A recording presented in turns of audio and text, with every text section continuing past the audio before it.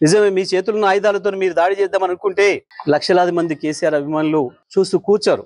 వాళ్ళ చేతుల్లో ఉన్న ఆయుధాలకు వాళ్ళు కూడా పని చెప్తారు. నిన్న జరిగింది దాడి కాదు, నిరసన మాత్రమే. నేను దాడి మొదలు పెడితే అట్లా ఉండదు.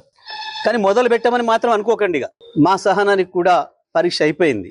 నోటుకొచ్చిన పద్ధతుల్లో మీకు ఇష్టం వచ్చిన బూతులు మాట్లాడుతూ మేము మీడియా అని చెప్పి మేము రాస్తామని మాట్లాడితే ఎవడుకుంటాడరా, ఎందుకుంటాడరా? ఇప్పటికైనా నేను చెప్తున్నా, మహాన్యూస్ యాజమాన్యం వెంటనే కేసీఆర్ కు కేటీఆర్ కు క్షమాపణలు చెప్పాలి, చెంపలేసుకోవాలి. లేదంటే ఎవడిని వదిలిపెట్టాం. మీడియా ముసుగులో దాచుకుందాం అనుకుంటున్నారేమో, లేదా చంద్రబాబు రేవంత్ రెడ్డి కాపాడతారు అనుకుంటున్నారేమో. ఎక్కడ ఉన్నా ఎక్కడ దాచుకున్నా బిన్ లాడెన్ వెతికినట్టు వెతికి పట్టుకొని మీ పని చేస్తాం. ఒక్కడిని కూడా వదిలిపెట్టాం. ఒక పథకం ప్రకారమే ఈ దుర్మార్గానికి పూనుకుంటున్నారు. గత సంవత్సరాల కాలంగా ఓపిక పడతా ఉన్నాం. ఈ వంక పెట్టి ఆ వంక పెట్టి ఓ స్లాటర్ హౌస్ లను పెట్టుకొని ఇక్కడ డ్రామాలు ఆడుతున్నారు. ఎవరి గురించి మాట్లాడుతున్నారు? తన ప్రాణాన్ని అడ్డం పెట్టి తెలంగాణ సాధించిన కేసీఆర్ గురించి మాట్లాడతారా మీరు? ఏమనుకుంటున్నారు? మీ బల్పులేంది, మీ అహంకారాలేంది?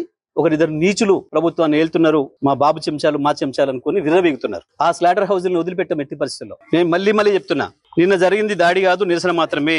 దాడి మాది ఇంకో తీరుగా ఉంటది. కేసీఆర్ క్షమించినా మేము వదిలిపెట్టాం. తెలంగాణ వాదులుగా మేము వదిలిపెట్టాం ఎవరిని కూడా. నేను అన్ని ఆలోచన చేసి చెప్తా ఉన్నా.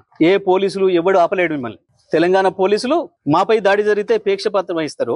వాళ్ళ దగ్గర అక్రమ పిటిషన్లు తీసుకుని మాపై కేసులు పెడుతున్నారు. దీనికి ఏదో భయపడతాం అనుకుంటున్నారు. దానికి భయపడడానికి లేం. చాలా మందిని చూసి వచ్చినాం. ఇక ప్రజా కోర్టుల్లోనే శిక్షలు ఇస్తాం. అది కూడా నేను సాకు చెప్పదలుచుకున్నా. మీ ఇష్టం వచ్చినట్టు. మా చేతిలో ఒక ఆయుధం ఉంది, మేము వాడతాం. ఎవడికి లేవు ఆయుధాలు. చాలా మంది చేతుల్లో చాలా ఆయుధాలు ఉన్నాయి, వాడతారు. తప్పకుండా వాడతారు సందర్భం వచ్చినప్పుడు. కాంగ్రెస్ ఏమంటుంది, బీజేపీ ఏమంటుంది, ఇంకో పార్టీ ఏమంటుంది, మేమేమంటున్నాం, మేము చూసుకుంటాం. మీ బలిపోయింది, మీ అహంకారం ఏంది? మీ ఇష్టం వచ్చిన మేమ్స్ పెట్టడానికి ఏమనుకుంటున్నారు? ఎక్కడ ఉంటున్నారు? ఎక్కడ బతుకుతున్నారు? ఎవరు తిండి తింటున్నారు? మీకు మీ మనవాళ్ళేమనుకుంటే యువతలో ఉన్నది మనుషులే కదా.